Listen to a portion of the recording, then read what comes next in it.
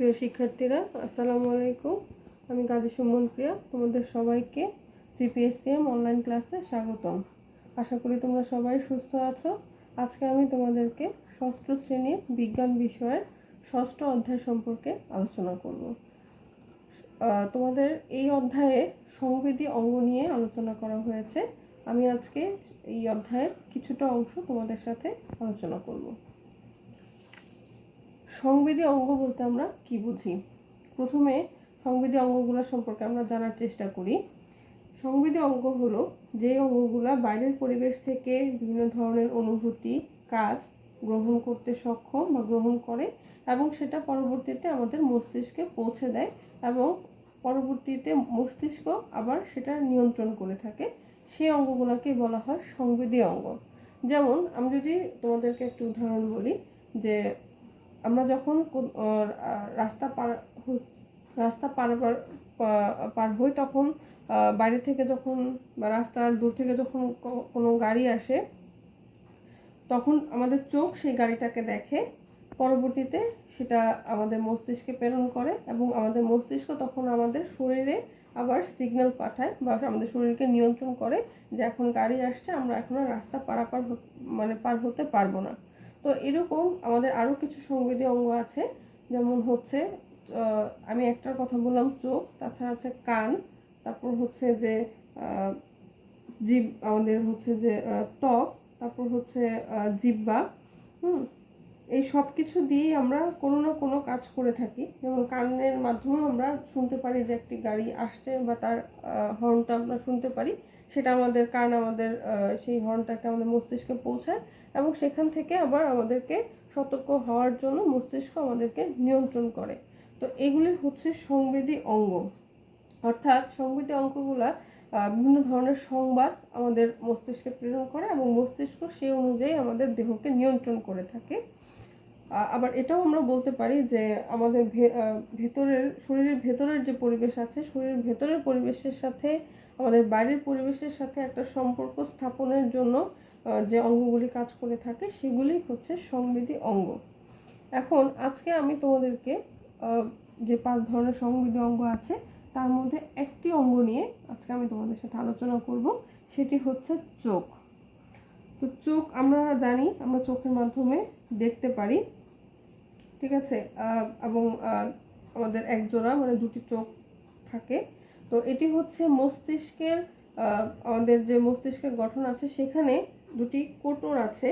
এই কোটরের ভেতরেই এই চোখ জোড়া থাকে এবং 6টি পেশির দ্বারা প্রতিটি চোখের যে কোটর, সেটা 6টি পেশি দ্বারা আটকানো থাকে।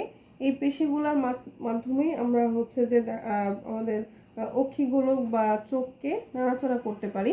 এটা আমি যখন তোমাদেরকে চোখের গঠনটা পড়াবো তখন আরও ডিটেলস বলে দিব। তাছাড়া এখানে আমাদের দেখা যায় যে আমাদের চোখটা সব একটু ভেজা ভেজা থাকে, মানে এখানে কিছু যেটাকে আমরা চোখের পানি বা অশ্রু বলে থাকি। তো এই চোখের পানি বা অশ্রুটা আসে অশ্রুগন্ধি থেকে। এই অশ্রুগন্ধি থেকে যে চোখের পানিটা আসে, সেই পানিটা আবার আমাদের চোখকে পরিষ্কার রাখতে বা চোখে কোনো ময়লা, অনেক সময় দেখা যায় বাইরে থেকে বিভিন্ন ধুলাবালি চোখে প্রবেশ করে, এই ময়লাগুলি পরিষ্কার করতে বা ময়লাগুলি থেকে আমাদের চোখকে রক্ষা করতে সাহায্য করে। তো এখন চোখের বিভিন্ন অংশ সম্পর্কে আমরা পড়ব। প্রথমেই আমি বলি চোখের পাতা।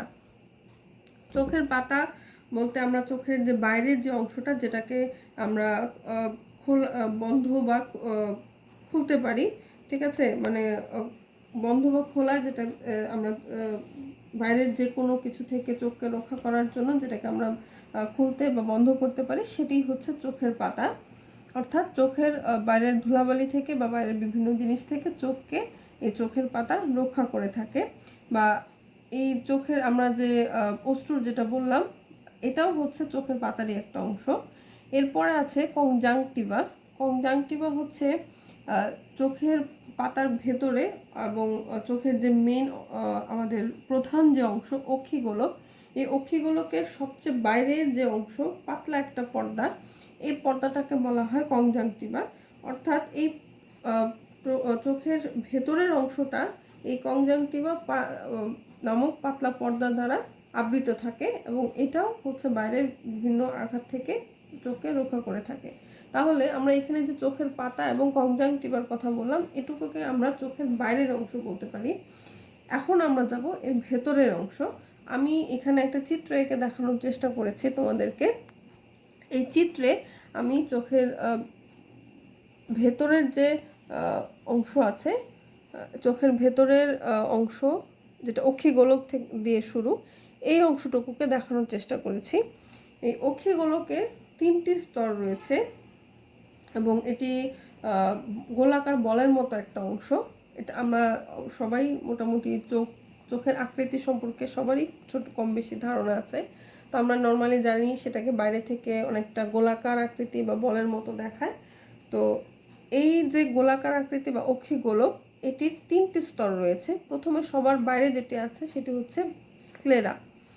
এই স্ক্লেরাটি হচ্ছে আমাদের চোখের ভেতরের দিকের অংশ। এটাকে নর্মালি আমরা দেখতে পারি না, ঠিক আছে। এটি হচ্ছে বাইরের অংশ এবং এটি হচ্ছে চোখের আকৃতিকে রক্ষা করে, মানে চোখকে হচ্ছে আকৃতি দিতে সাহায্য করে, ঠিক আছে। এবং এই যে পর্দাটি আছে বা এই অংশটি আছে, এটি হচ্ছে একটু শক্ত, ঠিক, এবং সাদা রঙের, এবং এটাকে বাইরে থেকে দেখা যায় না এবং এর মাধ্যমে কোনো আলো চোখের ভিতরে প্রবেশ করতে পারে না বা প্রবেশ করে না।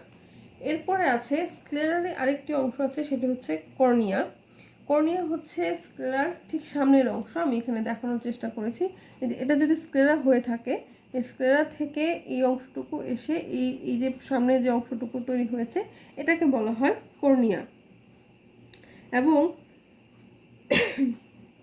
এই অংশটি একবারেই স্বচ্ছ, ঠিক আছে। এর ভেতর দিয়েই আলো আমাদের চোখের ভেতরে প্রবেশ করে থাকে।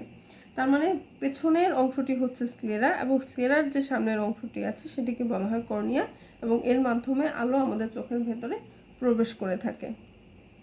এরপরে 2 নম্বর যে অংশটা আছে বা দ্বিতীয় স্তর যেটা আছে সেটাকে বলা হয় করোয়েড। করোয়েড হচ্ছে স্ক্লেরার ঠিক নিচের দিকের অংশ বা নিচের দিকের স্তর, এবং এখানে বিভিন্ন ধরনের রক্তনালী থাকে, ঠিক আছে। কিছু কিছু রক্তনালী প্রবেশ করে এবং এটি খুবই ঘন এবং রঞ্জিত, মানে কালারফুল একটা, একটু এই আগের যে স্ক্লেরা বা কর্নিয়া ছিল এটা যেমন একটু সাদা বা একটু ঘিয়া টাইপের এরকম, কিন্তু এটা একটু রঞ্জিত অংশ। এখন এই করোয়েডেরই কয়েকটি অংশ আছে। প্রথম হচ্ছে আইরিশ। আইরিশ হচ্ছে কর্নিয়ার পেছনের কালো গোলাকার পর্দা।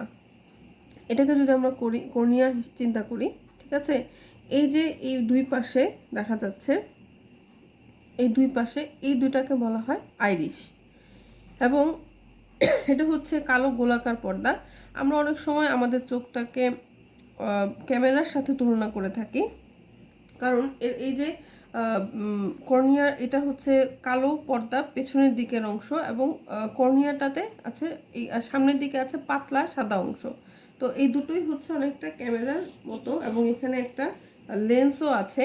আমি এটা পরবর্তীতে তোমাদেরকে বলবো যে লেন্সটা এখানে আলোটাকে ভিতরে প্রবেশ করিয়ে আমাদের পেছনের অংশে একটা প্রতিচ্ছবি তৈরি করতে সাহায্য করে। আমরা যে জিনিসটা দেখি সেই জিনিসটা একটা প্রতিচ্ছবি তৈরি করতে সাহায্য করে। এটা আমি আবার পরে বলবো তোমাদেরকে।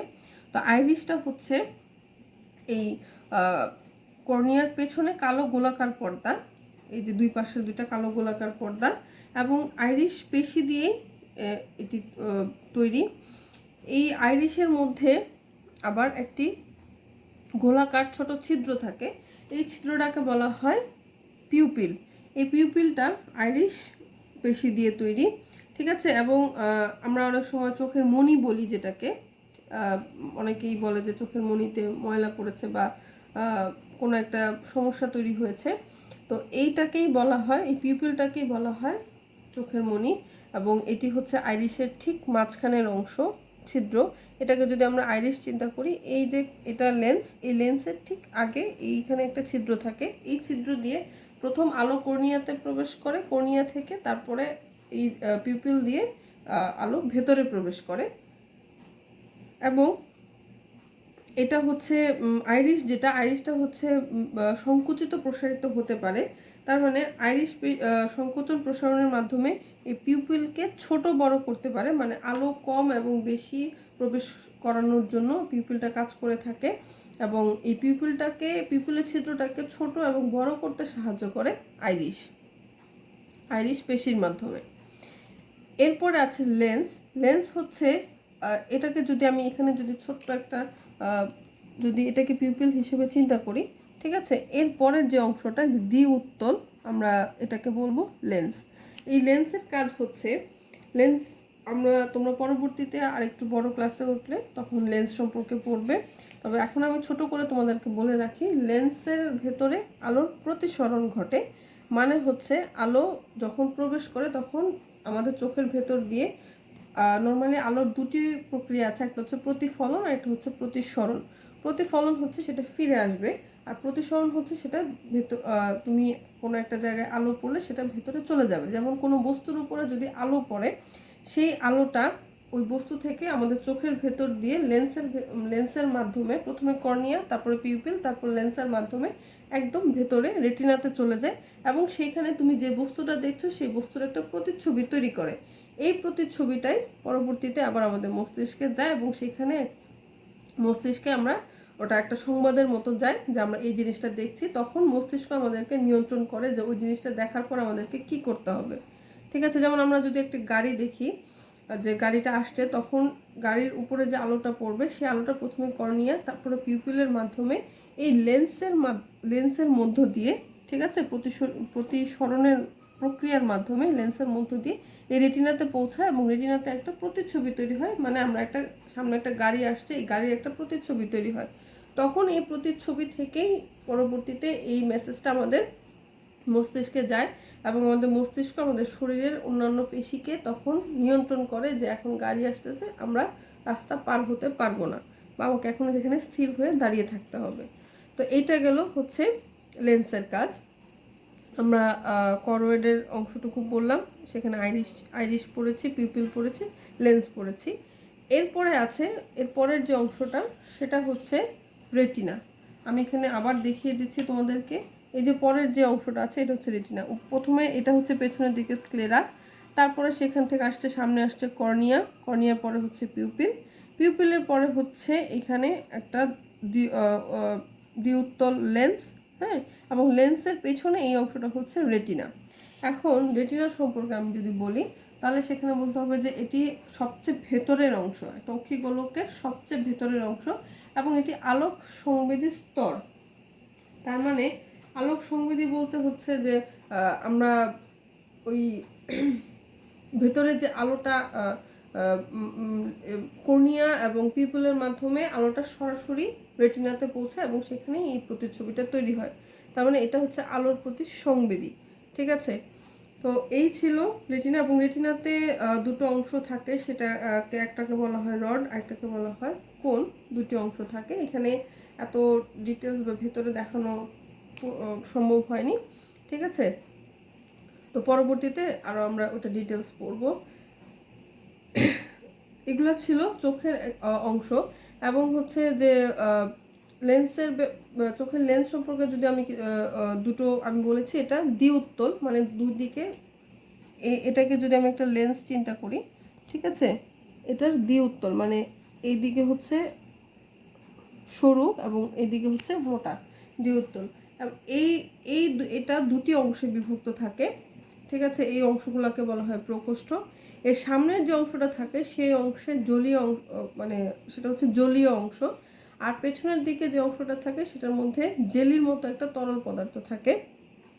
এই যে জেলির মতো তরল পদার্থ, এটি চক্ষুগুলোকে আলোক রশ্মি প্রবেশ, পুষ্টি সরবরাহ এবং চক্ষুগুলোকে আকার বজায় রাখতে সাহায্য করে। ঠিক আছে, আমি এই কথাগুলি তোমাদেরকে এখানে লিখে দিয়েছি, খুবই ইম্পর্ট্যান্ট কথা। মানে লেন্সের দুটি অংশ বা দুটি প্রকোষ্ঠ থাকে। প্রথমের যে প্রকোষ্ঠটা সেটাকে বলা হয় জলীয় অংশ, আর পেছনের প্রকোষ্ঠে থাকে জেলির মতো তরল পদার্থ। এই জেলির মতো তরল পদার্থ যেটা থাকে সেটা চক্ষুগুলোকে তোমার আলোকরশ্মি, বাইরে থেকে আলোকরশ্মি প্রবেশ করতে, চোখের জন্য যে পুষ্টি প্রয়োজন সেই পুষ্টি সরবরাহ করতে, ঠিক ঠিক আছে, এবং চক্ষু গুলোকে আকার বজায় রাখতে সাহায্য করে। তো এইগুলো ছিল সংবেদী অঙ্গ, চোখের যে প্রধান প্রধান অংশ সেই অংশগুলা। ঠিক আছে, এখন এই যে অঙ্গটা চোখ, এটা খুবই সেন্সিটিভ একটা সংবেদী অঙ্গ। ঠিক আছে, তো আমাদেরকে এই অঙ্গটার কিছু যত্ন নিতে হয়, এবং এটি খুব কোমল একটা অংশ। ঠিক আছে, খুব মানে এই অংশটা বিভিন্ন ধরনের অসুখ বিসুখ দ্বারাও আক্রান্ত হতে পারে। তো এই যে কোনো অসুখ দ্বারা বা কোনো বাইরের কোনো আঘাত দ্বারা যেন এটি আক্রান্ত না হয়, সেজন্য আমাদেরকে এই চোখের কিছু যত্ন নিতে হবে। যেমন হচ্ছে যে ঘুম থেকে উঠে বা বাইরে থেকে আসার পর অবশ্যই আমাদেরকে চোখটা পানি দিয়ে পরিষ্কার করে ফেলতে হবে। তারপর হচ্ছে যে চোখ মোছার জন্য আমাদেরকে পরিষ্কার কাপড় ব্যবহার করতে হবে। আর তাছাড়া হচ্ছে খাবারের ব্যাপারে যদি আমি আসি, তাহলে অবশ্যই সবসময় শাকসবজি এবং রঙিন ফলমূল, ছোট মাছ, হ্যাঁ, এগুলোতে প্রচুর পরিমাণে ভিটামিন থাকে। এই খাবারগুলো আমাদেরকে খেতে হবে। ভিটামিন এ যুক্ত যে খাবারগুলো আছে সেই খাবারগুলো আমাদেরকে খেতে হবে। তো এই ছিল আজকে আমার সংবেদী অঙ্গ চোখ নিয়ে আলোচনা। তোমাদের জন্য বাড়ির কাজ আছে। বাড়ির কাজ হচ্ছে চোখের অন্তর্গঠনের চিত্র এঁকে বর্ণনা করো। মানে আমি যে চিত্রটি দেখিয়ে দিয়েছি এই চিত্রটি আঁকতে হবে তোমাদেরকে, এই চিত্রটি আঁকা শিখতে হবে, এবং এর যে বিভিন্ন অংশগুলি আছে এই অংশগুলি সম্পর্কে তোমাদেরকে পড়তে হবে। তো আজকে এই পর্যন্তই। আগামী ক্লাসে আমি আরেকটি সংবেদী অঙ্গ নিয়ে তোমাদের সাথে আলোচনা করব। তোমরা সবাই সুস্থ থাকবে। আল্লাহ হাফেজ।